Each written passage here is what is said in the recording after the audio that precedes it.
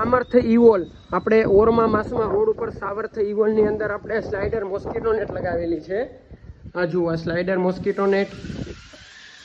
Okay, જરૂર હોય તો આ રીતે ઓપન થશે અને જરૂર ન હોય તો આ રીતે અંદર આ વીંટાઈ જશે. ઓકે, અને વાડામાં આપણે લગાવેલી છે સ્ટીલની જાળી.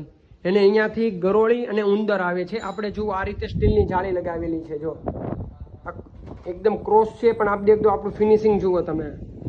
આ પ્યોર સ્ટીલની જાળી છે SS304.